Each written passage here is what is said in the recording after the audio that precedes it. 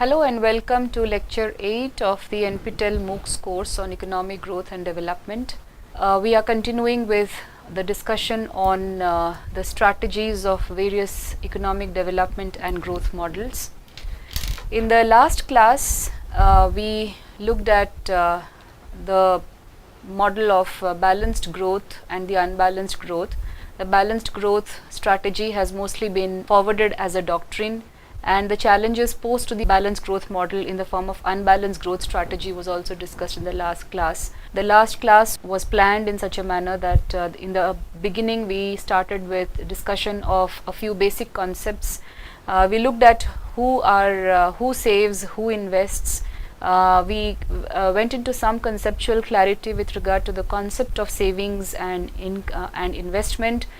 We also looked at some of the basic concepts that are used in economics to be able to understand growth models, such as the marginal private costs, marginal external costs, and the marginal social costs.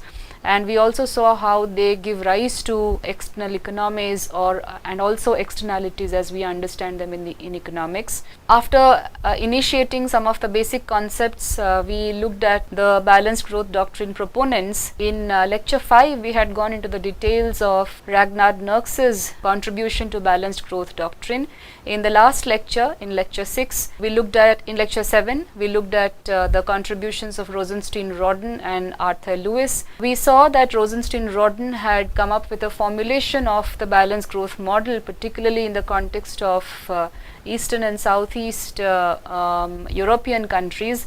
He was posing it as a problem of underdevelopment of these countries, which were completely cut off from foreign investments, and he was looking at international division of labor and how complementarities in demand and supply can be created for the large agrarian labor force existing in the eastern and southern eastern European countries. We also looked at the propositions of Arthur Lewis, in which he was talking about balanced growth or balanced development between different sectors such as agriculture, manufacturing, and the international trade sector, or the foreign as far as the exports are concerned. So what we were basically trying to do as a part of balanced growth doctrine was that we saw that there are different forms of strategies that have been proposed as a part of this doctrine, and there are a lot of differences in the way this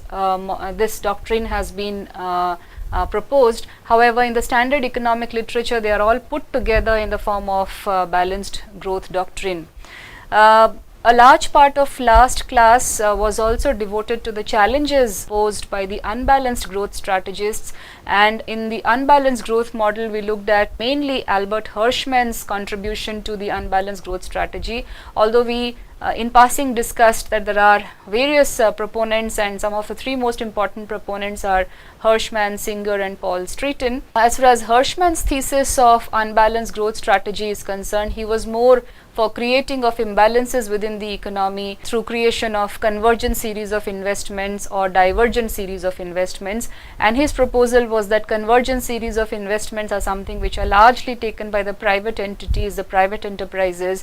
The divergent series of investments are taken up by the public agencies, and the question was to choose which path of development will create a smooth process of economic development, and his proposition was that this can be done by creating investments through excess capacities, by creating infrastructures like social overhead capital, or creating shortages by investment in directly productive activities taken up by the private firms. So essentially what he was proposing was that if social overhead capital is created in the beginning, then the private entities will be able to take advantage or appropriate the economies of scale that are created by the social overhead capital, and it will be easier for them to invest in directly productive activities and hence create output for final consumption.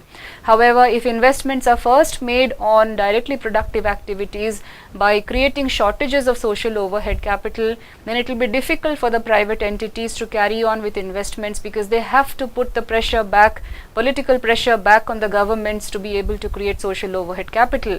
And the economic system works in such a manner that it is essentially difficult to carry out investments in social overhead capital after creation of directly productive activities or output through directly productive activities. So the best way forward that was proposed by Professor Hirschman was to be able to ensure that there is massive government investments in social overhead capital, which will then create more output, and the development path can then move on to directly productive activities, ultimately leading to a growth of national income or gross national product. After the proposition made by Hirschman with regard to investment in social overhead capital, we also looked at Hirschman's focus on carrying out investments in only those industries which have the maximum linkages. So he was talking about identifying industries which have forward linkages and backward linkages, so that simultaneous investments can be carried out in various industries. So it was important that we look at the total linkages that are being created in the economy by adding up the backward linkages and the forward linkages.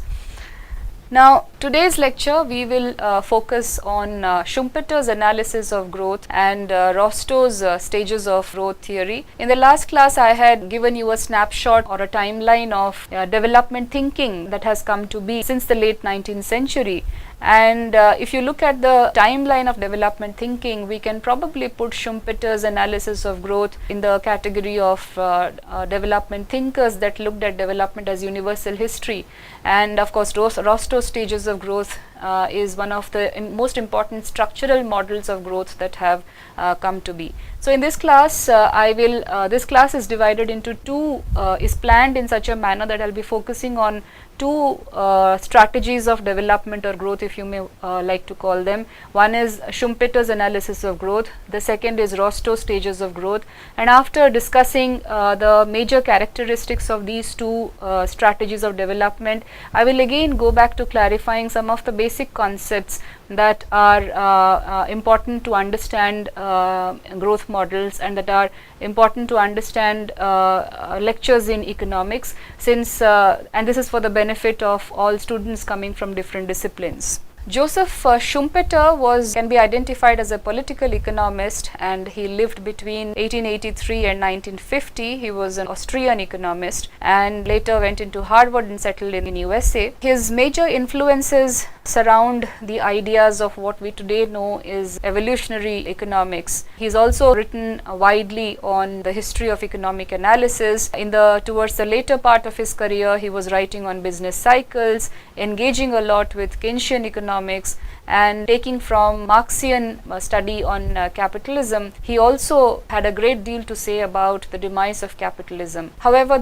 a large part of his focus was on entrepreneurship and innovations. And some of you who are conversant with some of the basic textbooks of microeconomics would know that when we are introduced to the study of factors of production, the most common examples of factors of production that are taken up are land, labor and capital.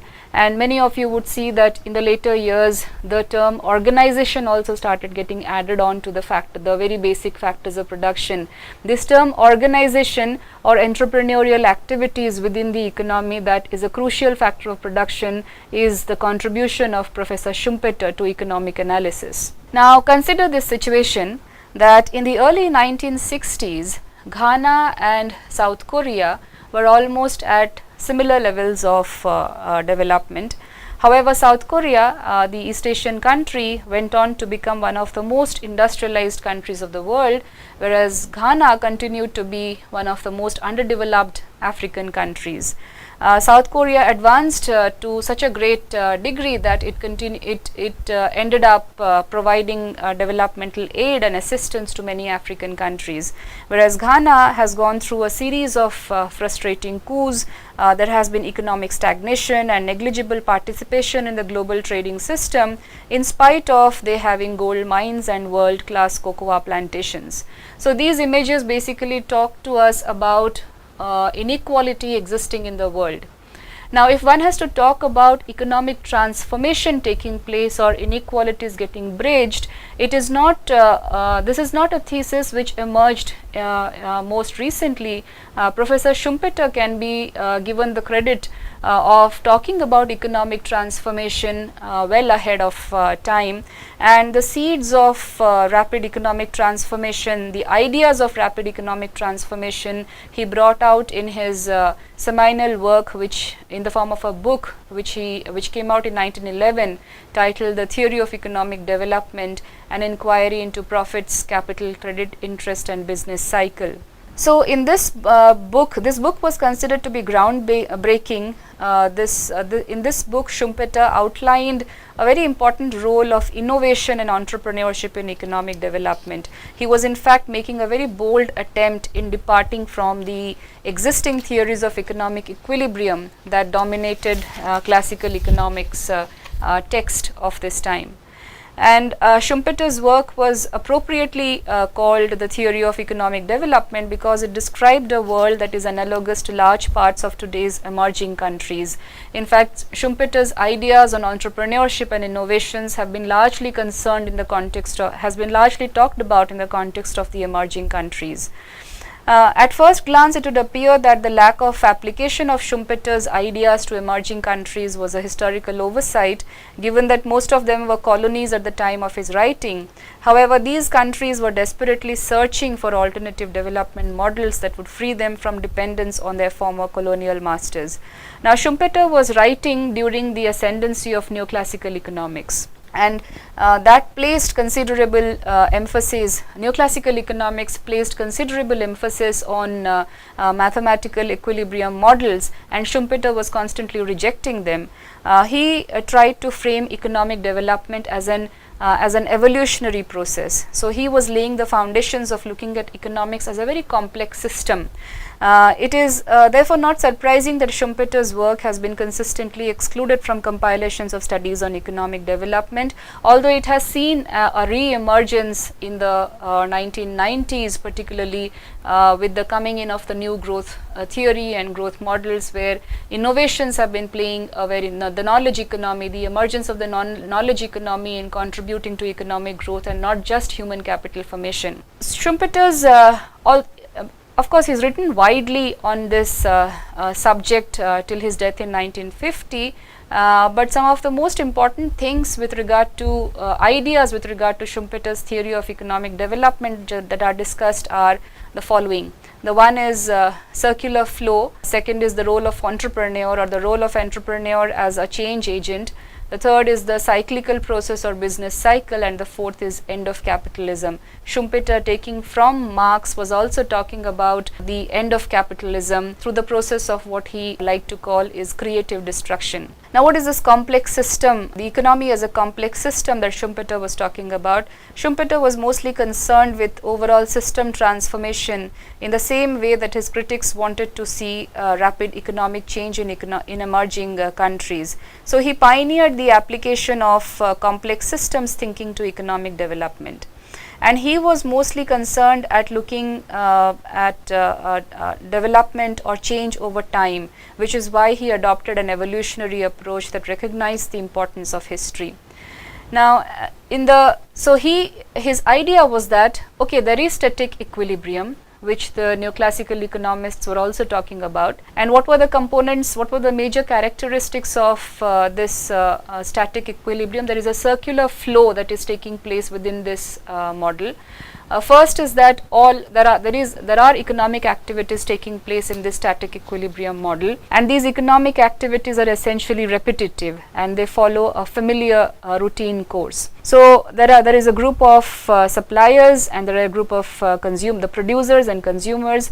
All the producers know the aggregate demand for goods and they adjust the supply of output accordingly. This means the demand and supply are in equilibrium at each point of time, and the production processes are such that the economic system is producing an optimum level of output and its maximum use, and there is no possibility of wastage of resources, and the firms are working in a state of competitive equilibrium. Under the stationary equilibrium situation, the prices are equal to the average cost, and this is the circular flow of economic activities that is taking place within this static setting. Now, given this static setting, he proposes that to make it dynamic and consistent with development, changes must take place in the flow system. Changes must take place in this equilibrium system, and these changes can be brought through innovations. When he is talking about innovations, he is talking about different kinds of innovations here. There may be innovation in terms of introduction of a new product, or there may be introduction of a new method of production, or opening up of new markets, or finding new sources of supply of raw materials and semi-manufactured goods, or carrying out of new organization of any industry, like the creation of a monopoly. Definitionally, when he was talking about innovation, he basically meant that there is a change in the existing production system, and that is to be introduced by the entrepreneur with a view to making profits and reducing costs. So this concept of innovation is closely linked with Schumpeterian concept of development. He is mostly, some of the key elements here are that first, he considers the process of economic development to be endogenous and driven by the creation of new combinations, including new products, new production methods, new organization forms, new markets, new sources of raw materials and inputs. And second, these combinations are carried out by entrepreneurs who are motivated to undertake certain actions. Thirdly, the entrepreneur is the change agent here, whose actions disturb the static equilibrium that we have just discussed before, this steady state, and they cause economic discontinuities. And finally, there will be the emergence of credit providing institutions such as the governments that play a key role in stimulating entrepreneurial activities. In his view, it is the credit providing institutions that take risks by providing funding to entrepreneurs. Let me repeat this system of circular flow proposed by Schumpeter once again.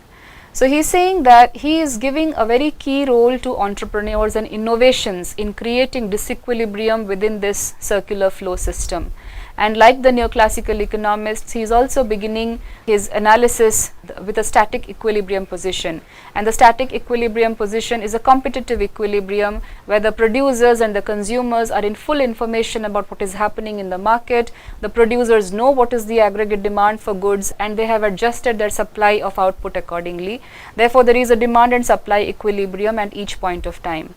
And the economic system is producing optimum level of output, and there is no wastage of resources anywhere, which means that there is full employment equilibrium in this system. Now, given this circular flow of economic activities that is happening within this competitive equilibrium system, if there is something that needs to make it dynamic and consistent with development, if economic development has to take place, some kind of creative destruction must happen, and this creative destruction or these changes can be brought through the role of innovations. And innovations have to be carried out by the entrepreneurs is what his proposition is. And this innovation can be of various kinds. The innovation can be in the form of a new product or new production processes. It can be identification of new markets, finding of new markets, or finding out new sources of supply of raw materials and semi-manufactured goods, and so on and so forth. And there are certain special characteristics that this entrepreneur or innovator is supposed to be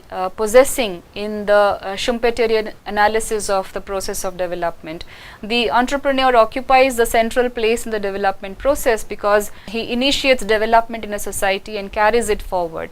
And he is very cautious in telling us that entrepreneurship or entrepreneur is very different from managerial activities of the organization. It is not that the organization has a staff and there are managerial activities being carried out by the staff. The entrepreneur is someone here who is a risk taker and who is much superior than the managerial staff carrying out their everyday managerial tasks. The entrepreneur is someone who gets a lot of joy out of creating, getting things done, or simply of exercising his energy and ingenuity.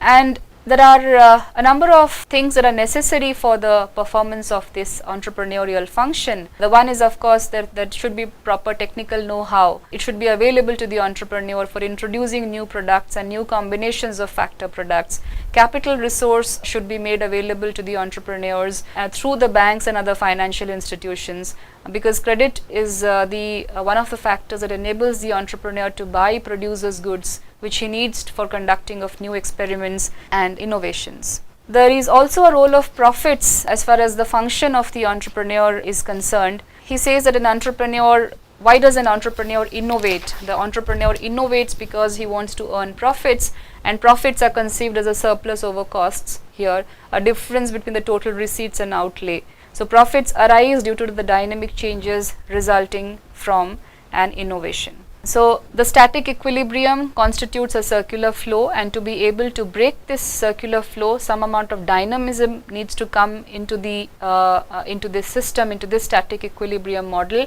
and this dynamism can come in by breaking the circular flow, by bringing in innovations and providing a key role to the entrepreneur.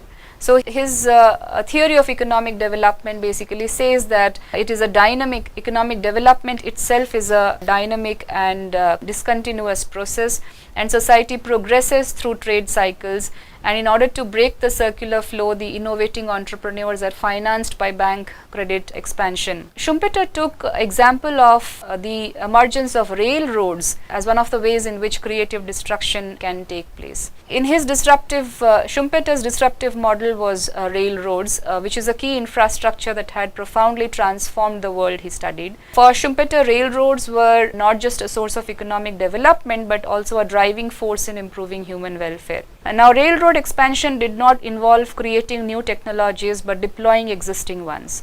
What did it involve? It involved the leadership of groups in successfully dealing with politicians and local interests in the solution of problems of management and of development in the regions of the roads opened up. So the entrepreneurial function was performed by either individuals or groups of people whose tasks were unrelated to the act of taking financial risks. So Schumpeter's example of railroads has two important policy implications. First is that it underscores the importance of physical infrastructure in emerging countries, and such infrastructure and the associated institutional changes creates opportunities for entrepreneurs not only to participate in its construction, but also to expand opportunities for new businesses. The second implication is that infrastructure transforms the economic system in a discontinuous way by not only disrupting previous economic practices, but also by expanding opportunities for new economic combinations. In his later writings, Schumpeter also brought in the idea of business cycle, largely influenced by Keynes, and however, Schumpeter's approach to business cycle is historical and statistical and analytical. He believed that it is not just economic factors that contribute to the operation of the business cycle or a crisis, but also non-economic factors. And Schumpeter concluded that crisis is the process by which economic life adapts itself to the new economic conditions. He was often making reference to economic sociology, and he was saying that there's a lot of non-economic factors that go on to the creation of business cycles within the economy. So he was also talking about the boom periods and the depression periods. During the boom period, the new products start appearing in the market with entrance of new entrepreneurs.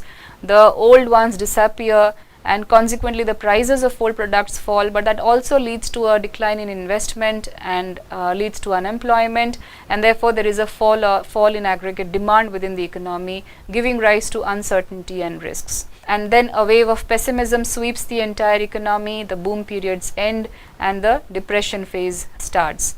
Schumpeter believed in the existence of long waves of upswings and downswings, and once the upswing ends, according to him, the long wave of downswing begins and the painful process of readjustment starts, and the economic forces of recovery come into operation and ultimately bring about a revival.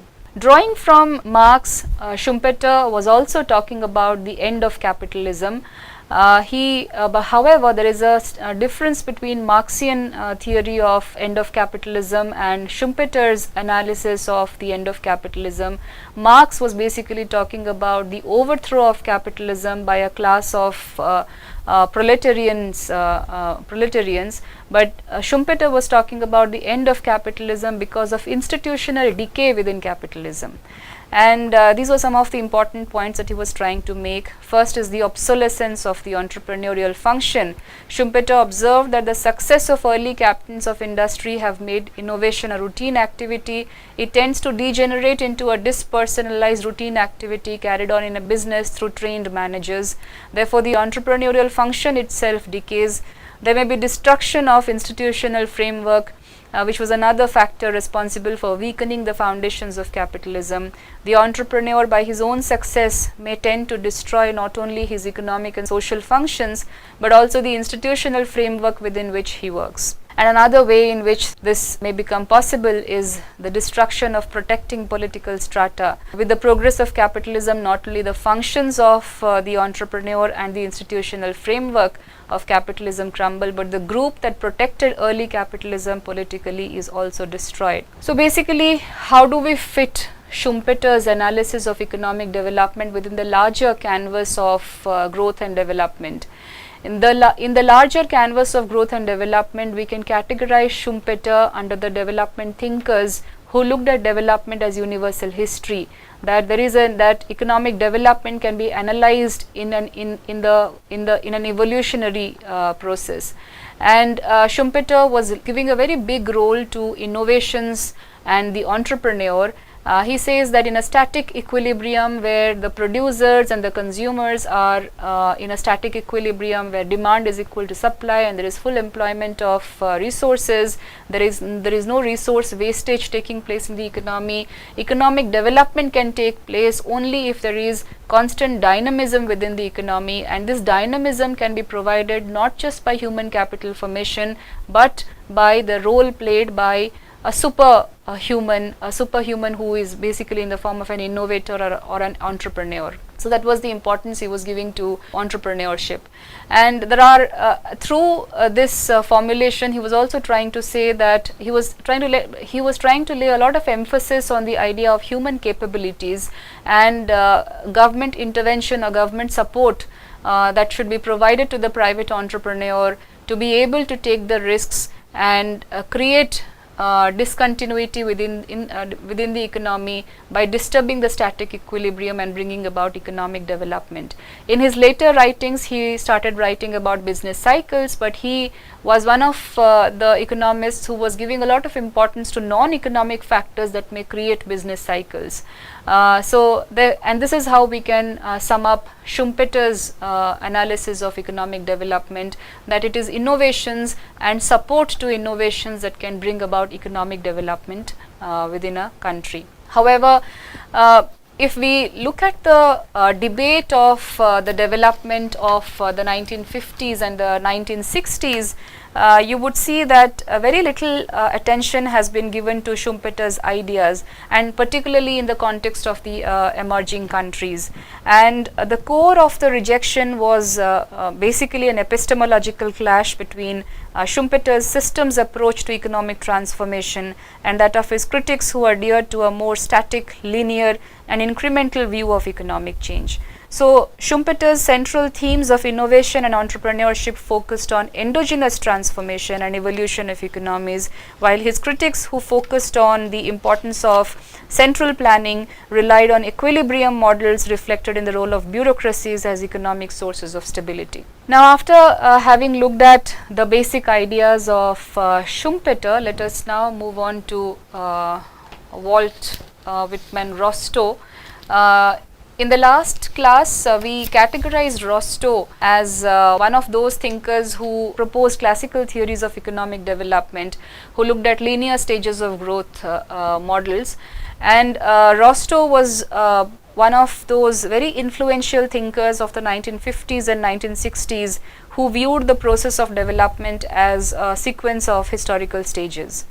And the view popularized, and this view was largely popularized by Rostow, and he was writing after the Second World War, and he proposed his stages of growth theory as a non-communist manifesto, which is supposed to bring about a modern economic history under capitalism. Rostow was introducing theory of growth in 5 universal stages, and his proposition was that all countries will necessarily pass through these 5 stages.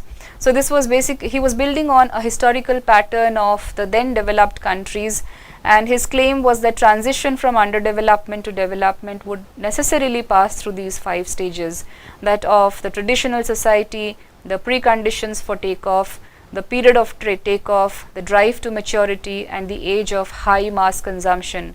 And the decisive stage is the takeoff stage through which developing countries are expected to transit, considered to be necessary to induce per capita growth. So basically his proposition was that all countries, and this was based upon the experiences of the then developed countries at the time when the debate on growth and development was taking momentum. These are necessarily the 5 stages that the countries will pass through. And let us look at what are the characteristics of these 5 stages. And let me also bring to your attention at this point that a lot of discussion has gone on with regard to various country categorizations, that whether they have reached the takeoff stage and what happens after the takeoff stage. So there is a lot of debate and literature surrounding this idea of takeoff, and whether some countries have taken off, and if some countries took off, what are the conditions or what are the preconditions under which they took off, and if some countries have not taken off, what are the conditions under which they could not take off. So let us now look at some of the characteristics of each of these 5 universal stages that Rostow was talking about. The first was, he was talking about a traditional society. A traditional society is one of the simplest and primitive forms of social organization, and the major characteristics of this traditional society are that they have very low per capita incomes, there is a very limited range of available technology, and there is a ceiling on per capita output, low ceiling of per capita output. Second important characteristic was that a very large proportion of the workforce in this society is employed in agriculture, and they are devoted in the production of agricultural goods. High proportion of resources are also developed in the are also devoted to the agricultural section. And a careful look at these characteristics will tell you that most of the so-called underdeveloped or less developed countries of the world qualified to be categorized under this traditional society. The third important point was with regard to social mobility, that there is very less mobility as far as the social status of individuals within this traditional society is concerned. In other words, the traditional society is very hierarchical, hereditary, status oriented social structure. In the Indian context, you can think of caste as one of the indicators of the hierarchy that probably Rostow is talking about. So which means that in a traditional society it is almost impossible for people to change, to people to move from one social hierarchy to another. Another characteristic of traditional society was political power. The center of gravity of political power is localistic, region bound, and primarily based on land ownership.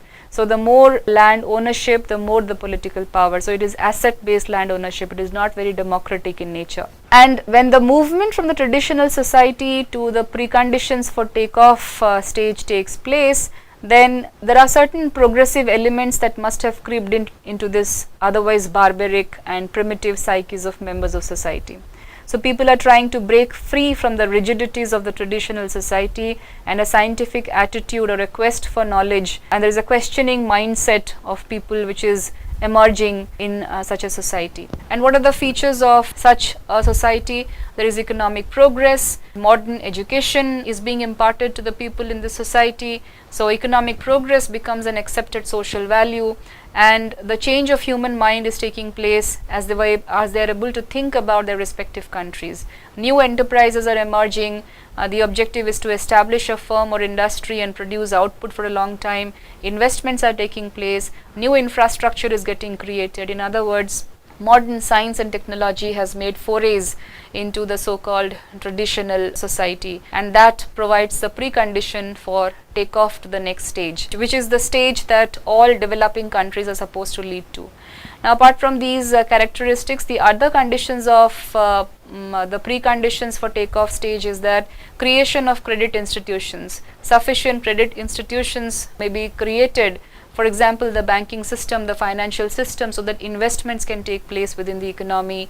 Mobilization of workforce. Due to industrialization, a large proportion of workforce can be shifted from agriculture to the manufacturing sector, and this is something which was experienced in Britain in the time of industrialization, the post-industrialization period, and so on. Another characteristic is again the progress of modern science and technology that can bring down birth rates. So medical science is supposed to be slowly developing during the preconditions to take off. Citizens are supposed to understand the essence of control of birth rate and bringing down death rates. At first the death rate is to be controlled, and then the birth rate is to be controlled. So the second stage is a stage of demographic transition which is experienced by the developed countries, where population growth is high because both death rates and a population is stabilizing because both death rates and birth rates are declining. Also, political power is centralized based on nationalism, replacing the land-based localistic or colonial power. Now, after the preconditions for the takeoff stage, the takeoff stage is basically, it marks the transition of the society, traditional society, from a backward to one which is on the verge of freeing itself from the elements that bring down its growth. And it is one stage in which there is a dynamic change in the society, and there is a meteoric rise in the standards set by the members of society in industry, in agriculture, science and technology, medicine, etc. And this is the path of development that was taken by the highly industrialized nations of the world. And for a large part of the 1950s and the 1960s, development literature actually focused on trying to devise development policies or economic policies that can at least bring about the transition of the so-called less developed countries from the traditional society stage to the stage of takeoff. So there are certain sophisticated characteristics of this takeoff stage as well. First is the rate of investment. The takeoff stage should have very high rates of investment. For this purpose, and for example, in India, after the attainment of independence, rate of investment was increased in the economy by carrying out a policy of industrialization. Then the second characteristic is development of one leading sector, and invariably in the takeoff stage, the sector which receives the largest investment is the industrial sector, and existence of different frameworks in the society. So there is existence of political, social and institutional framework which exploit impulses to expansion in the modern sector, and the potential external economies affect the takeoff and give the process of growth a sustained and cumulative character. The fourth stage is the stage of drive to maturity. Maturity in the context of Rostow's theory basically means that a society is advancing on all fronts, and each and every effort to stimulate the economy meets with success, and the time period when the society tastes success is a rather long one, and progress made on all fronts is there to stay. There are certain economic characters of this stage. One is there is a shift in occupational distribution. For example, due to Industrial Revolution, many industries were established in Britain and in Western European countries. The workforce shifted from agricultural to the manufacturing sector. This drive to maturity is one where the shift from agriculture to the manufacturing sector is taking place or has taken place to a very large extent. And this is something which is being seen, which was claimed was being seen in the context of many so-called underdeveloped countries in the 1970s and the 1980s, when the boost to industrialization was taking place. The second economic character of this drive to maturity, there is a shift in consumption pattern. A new type of workforce gets created that are termed as white-collared workers, and they are mainly officials or managing officials of factories governing body. They, due to high income, their preferences also shift to necessaries, from necessaries to luxury goods. They are consuming more of comfort and luxury goods. As a result, the consumption pattern of non-agricultural goods also increase, and this lead to development of existing industries and variation in tastes and preferences taking place more rapidly in this period. There is also a shift in consumption of the leading sector. The change in composition was observed to vary from country to country. For example, the Swedish takeoff was initiated by timber exports, wood pulp and paste board products, followed by the emergence of railways, hydropower, steel and animal husbandry and dairy products. So different countries may experience different kinds of development in this drive to maturity. There has to be one leading sector which takes the country, which moves the country towards economic development. There are certain non-economic factors of the drive to maturity which were also identified by Rostow. One is entrepreneurial leadership, which is one of the important drivers of this stage in drive to maturity. And the final stage of Rostow's stages of growth was the very high stage of mass consumption, where people are consuming mass. It is a consumerist society, and there is very high consumption of consumer goods and services and so on. Now, there is a lot of critique of the stages of growth theory, and I will like to pinpoint one of the criticisms that has been dealt with very severely in the 1990s and the 2000s particularly, is that the stages of growth that was propounded by Rostow has not been uniform in the so-called developing countries of the world. Even today we see the coexistence of the traditional and the modern sector, and this is something which is also the criticism that was put forward as a challenge to Lewis' model of dual sector of agriculture and industry. So there is a lot of, so there is a coexistence of the traditional and the modern sector. So the takeoff to the high stage of growth, where there is only consumption of, high consumption of goods and services, a highly consumerist society, has actually not taken place in many of the developing countries of the world. Although as far as the highly industrialized nations of the world are concerned, for example Japan, some of it may prove to be true. Therefore, the Rostow's stages of economic growth model lost its appeal among many economists, particularly in the post 1980s and 1990s period. Now, having given you a brief overview of what are the basic characteristics of Schumpeter's and Rostow's growth theories or theories of economic development, let me run you through some of the very basic concepts which one needs to know to be able to have a good grasp over the growth models. In the last lecture, I used the term referred to as multiplier and accelerator while I was discussing Hirschman's thesis of unbalanced growth. Now, let me very briefly introduce to you what is a multiplier. So, in economics, when we are dealing with growth models or macroeconomic aggregates, we are referring to the Keynesian multiplier. This is a concept which was worked on by Keynes. It was popularized by Keynes. It was first developed by an economist called F.A. Khan in the early 1930s, but Keynes refined it. And it basically means it is multiplier is usually shown in the form of a ratio, and this is basically a ratio of change in income to change in investment.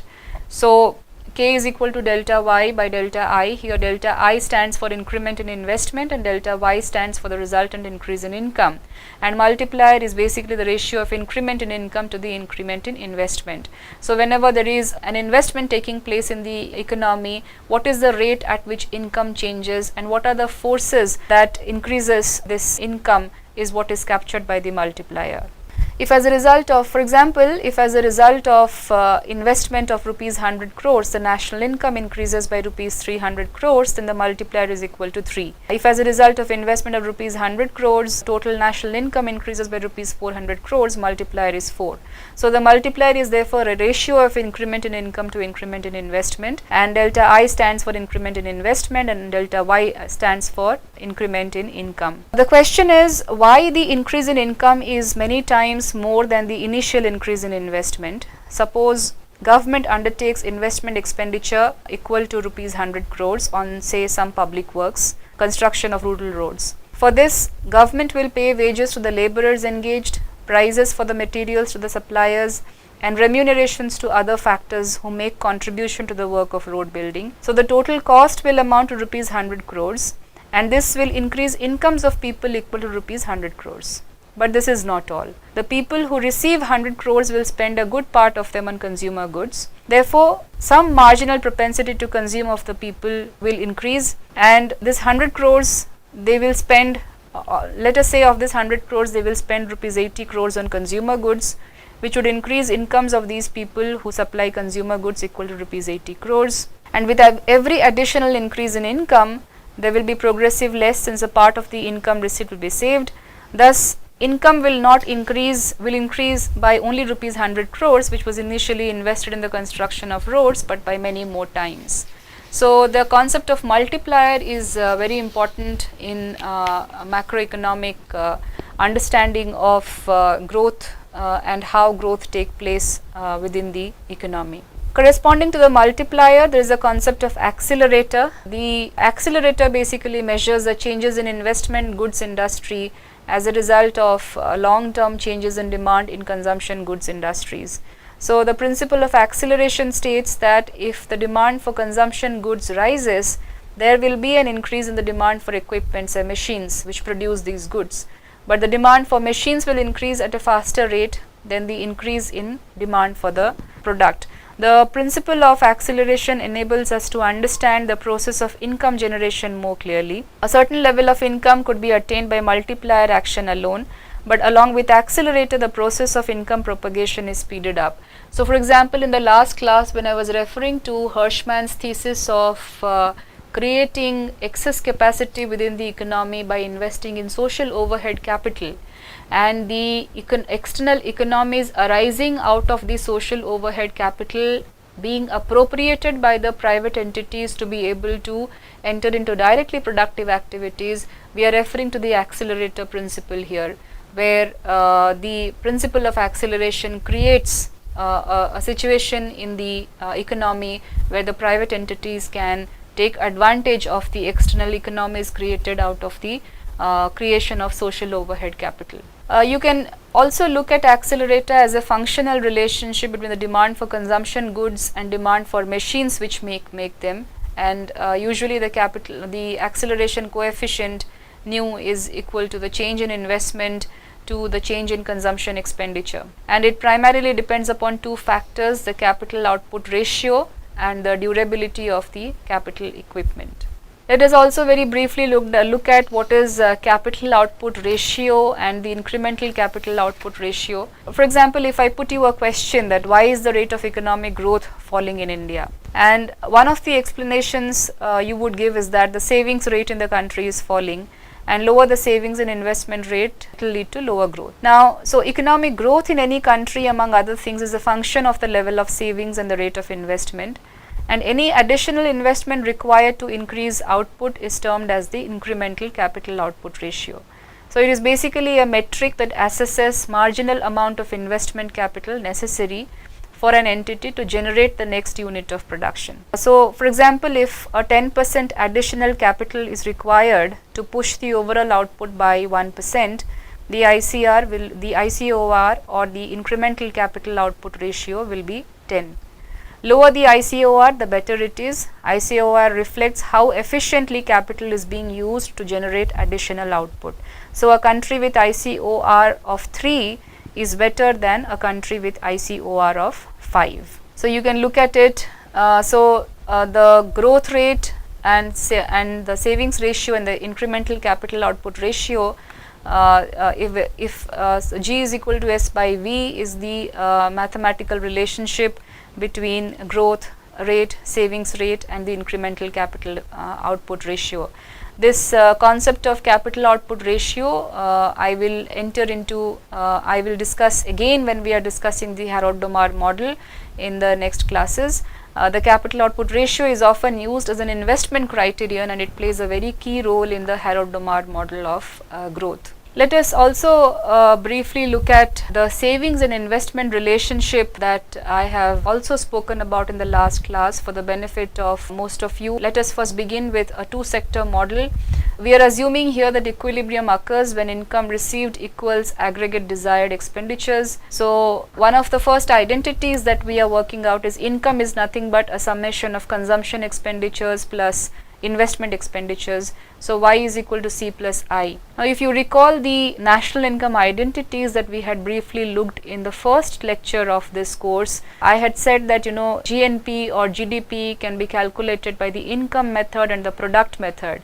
So when we are looking at GNP, it could mean income or it could mean product. So as aggregate output and income are always equal and consumption is identical in both places, the rest of the equation must also be equal. So if y is equal to C plus I, which is income is equal to consumption plus investment, and Q or output, which is the gross national product, is nothing but the summation of consumption and savings, and if y is equal to q, then c plus s is equal to c plus I. So in the ultimate identity in a two sector model without international trade, we consider savings to be equal to investment. So whatever is getting leaked out of the system is getting injected back into the system in the form of investments. So basically GDP comprises of consumption, investment, government spending and net exports. C plus I plus G plus xn or x minus m, you may consider both, which is basically exports minus imports, the net of exports. That is the total GDP, that gives you the total output or total income within the economy. And C is the largest sector of GDP. So consumption is mostly the largest sector of a country, and consumption function states that as income rises, consumption, usually we can also refer to, when we say consumption function, we are basically saying that consumption is a function of income. So if income rises, by how much consumption rises, and although there is a linear relationship between consumption and income, as income rises, consumption rises, but not as quickly. So similarly, consumption also varies with disposable income, which is basically income, total income minus the taxes. I will end this lecture with two more basic concepts that we use, which is, one is the concept of average propensity to consume and the concept of average propensity to save. So there are two ways to view the consumption income relationship. One is as a ratio of total consumption to total disposable income, and the second is as a relationship of changes in consumption to changes in disposable income. Average propensity to consume is basically the total consumption divided by the total disposable income, and average propensity to save is total savings divided by the total disposable income. Similarly, the concept of marginal propensity to consume, which is looking at a ratio of change in consumption to change in income. With regard to investment, there are two important concepts which needs to be kept in mind. One is autonomous investment and the second is induced investment.